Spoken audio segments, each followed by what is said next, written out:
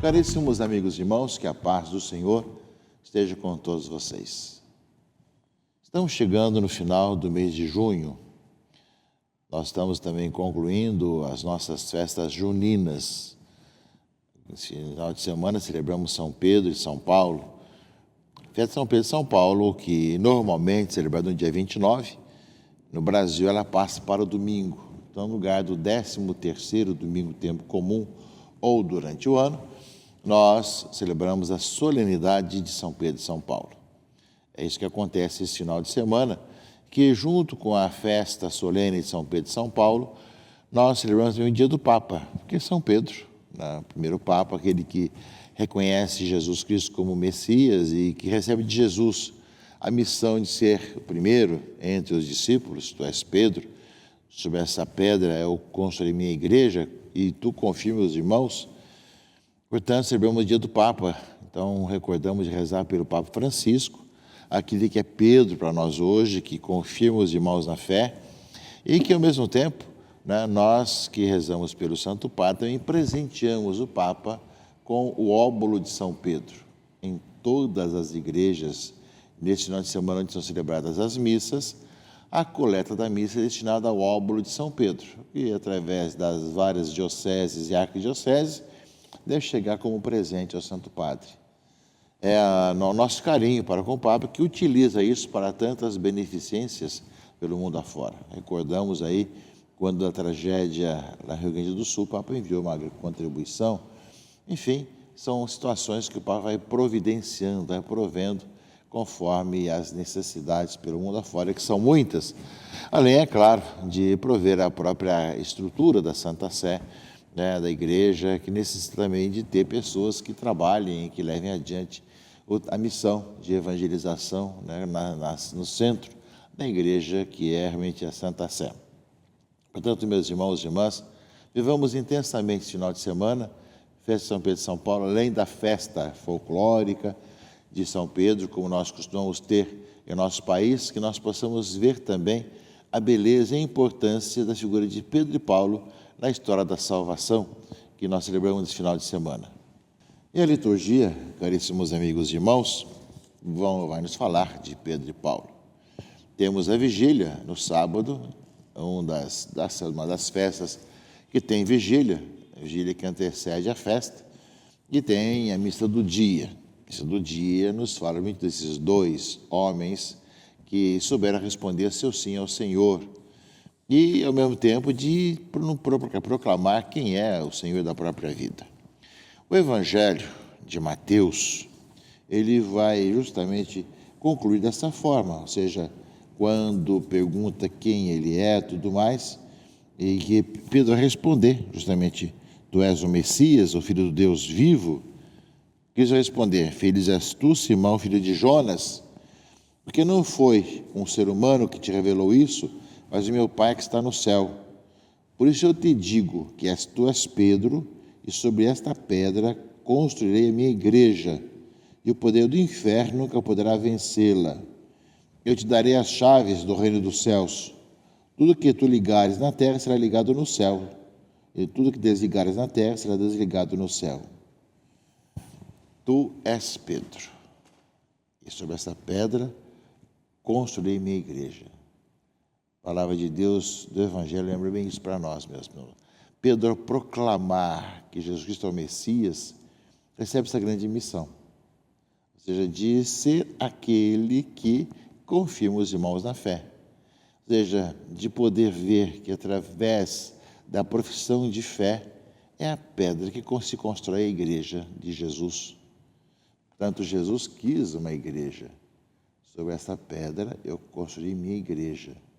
Portanto, Pedro é esse fundamento visível, embora saibamos que tem o fundamento do Espírito Santo, mas o fundamento visível é Pedro e seus sucessores, que têm essa mesma missão de confirmar os irmãos na fé, irmãos e irmãs. Portanto, dessa fé em Jesus Cristo como Messias é que brotam todas as missões dos discípulos de Jesus, dos apóstolos, no caso de Pedro e Paulo, a liturgia desse final de semana. eles são apóstolos e recebem essa menção de poder celebrar a sua memória nesse final de semana, porque são testemunhas de Jesus enquanto Salvador, enquanto aquele que é o Messias Senhor. Palavra de Deus, meus irmãos e irmãs, do Evangelho, a gente fala isso, né? Jesus foi até a região de Cesareia de Filipe, as nascentes do Jordão, e ele perguntou aos seus discípulos: quem dizem os homens ser o Filho do Homem? Quem que o pessoal fala por aí? Eles responderam: alguns dizem que é João Batista, outros que é Elias, outros ainda que é Jeremias ou algum dos profetas. Respostas várias não faltam. A questão de saber quem é Jesus e suas ideias sobre Jesus, nossos meios de comunicação, nossas influências e tantos outros, cada um fala a sua própria ideia e a sua própria narrativa. Nós, ontem, hoje, sempre teremos muitas narrativas sobre Jesus. E cada vez tem uma festa de Páscoa, de Natal, tudo mais, outras festas, nós vemos aí tantas situações que vão colocando dúvidas e interpretações narrativas sobre Jesus. Isso é inevitável e, gente, as coisas acontecem e aparece muitas vezes tudo isso.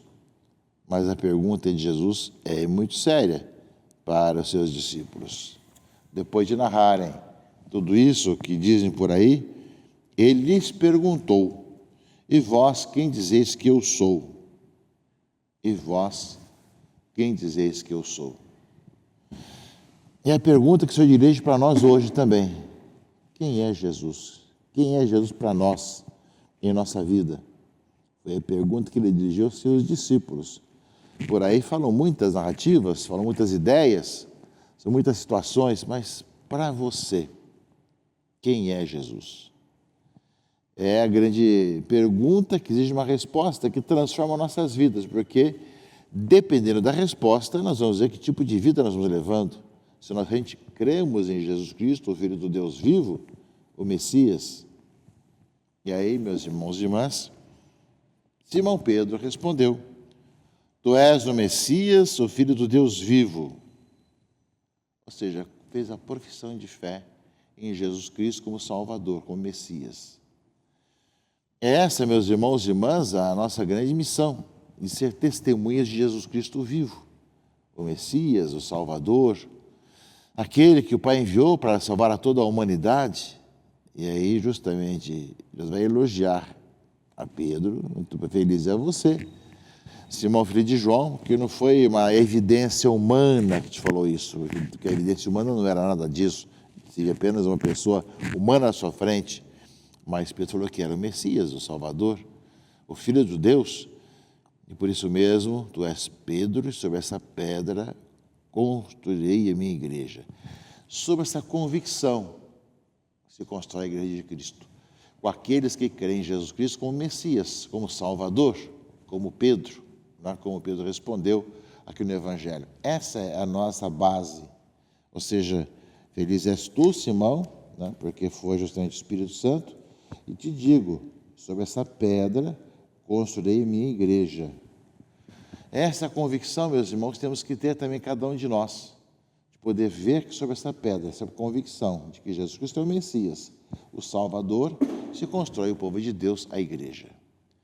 É nesse aspecto, meus irmãos e irmãs, que a fé de Pedro e Paulo, além de nós rezarmos pelo Papa, que acolhe e aceita Jesus como Messias, e que tem essa missão de confirmar os irmãos na fé, e sermos também, cada um de nós também, perguntados, questionados, se realmente o crer em Jesus Cristo tem transformado nossas vidas.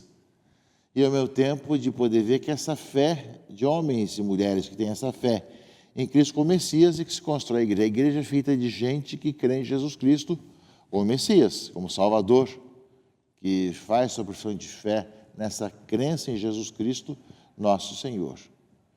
Mas isso, meus irmãos e irmãs, não evita com que esses sofram as perseguições. Pelo contrário, quanto mais são testemunhas de Jesus Cristo, mais acontecem as perseguições.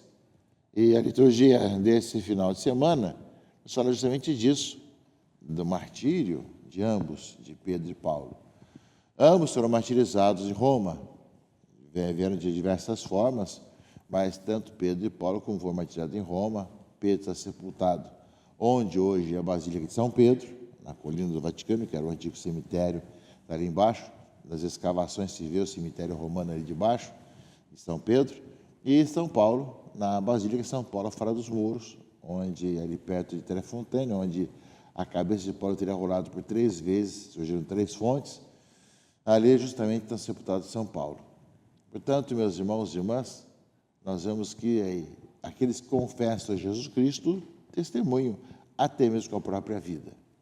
E na leitura primeira do dia de hoje, né, ele fala disso, ou seja, fala nos Atos dos Apóstolos, né, que Pedro também teve suas perseguições, foi preso, né? Ou seja, o rei Herodes prendeu alguns membros da igreja para torturá-los.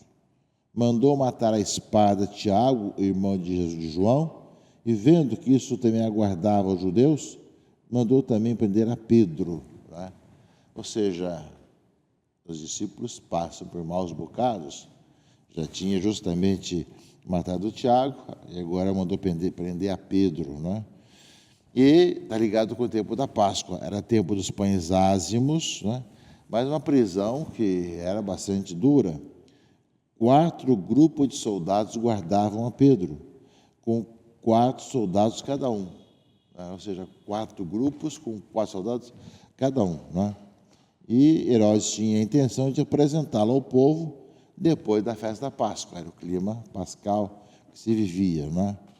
E enquanto Pedro era mantido na prisão, a igreja rezava continuamente a Deus por ele, né? E Herodes estava para apresentá-lo à multidão, quando naquela mesma noite Pedro dormia entre 2 soldados. Além desse monte de soldados, dormia entre 2 soldados, preso com 2 correntes. E os guardas vigiavam a porta da prisão. Não tinha como sair, não é? E aí, uma luz iluminou a cela. O anjo tocou no ombro de Pedro, ele acordou e disse: levanta-te depressa. As correntes caíram das mãos, e o anjo continuou: coloque teu cinto e calça tuas sandálias. Põe tua capa e vem comigo. Pedro acompanhou, né? E ali, quando passaram a primeira e segunda guarda, chegaram ao portão de ferro que dava para a cidade. O portão se abriu e eles saíram caminhando na rua. E logo depois o anjo o deixou. Então Pedro caiu em si e disse: agora sei de fato que o Senhor enviou o seu anjo para me libertar do poder de Herodes, né? Ou seja, Pedro, dessa vez aqui, foi liberto como sinal realmente daquele que é o sinal da igreja, que no meio das agruras da vida passará por dificuldades. Nós vai continuamente levando a igreja para frente. É uma situação de sofrimento, de tortura, de perseguição, mas que a igreja não desanima de continuar na sua missão. Na figura de Pedro está a figura de todos nós. E a segunda leitura, meus irmãos e irmãs, a carta de São Paulo a Timóteo, São Paulo fala a Timóteo da sua preparação já para a entrega da vida. Estou para ser derramado em sacrifício. Aproxima-se o momento da minha partida. Combati o bom combate, completei a corrida, guardei a fé. Agora está reservado para mim a coroa da justiça, que o Senhor justo juiz me dará naquele dia. Não somente a mim, mas também a todos que esperam com amor a sua manifestação gloriosa, né? E o Senhor me deu forças para que fosse anunciado por mim integralmente a todas as nações a palavra de Deus, né? O Senhor me libertará de todo o mal e me salvará do seu reino celeste.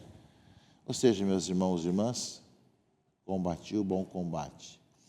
Diante de Pedro, preso, que é libertado, depois mais tarde será martirizado, de Paulo, que fala a Timóteo, combati o bom combate, peçamos a Deus que nós, meus irmãos, por causa de Jesus, a quem nós cremos como Messias, nós nunca nos cansemos de continuar pregando o Evangelho, testemunhando Jesus Cristo como Messias Salvador. Nós continuamos proclamando a boa notícia para todos, no meio de tantas agruras e decepções que nós temos no dia a dia, com tanta gente de poder que vai tentando colocar contra os evangelhos, contra o Evangelho e contra os valores do Evangelho. E São Pedro e São Paulo, né, nos una cada vez mais, né, ao Santo Padre, nos faça testemunhas do Senhor Jesus Cristo. Deus abençoe. Em nome do Pai, do Filho e do Espírito Santo. Amém.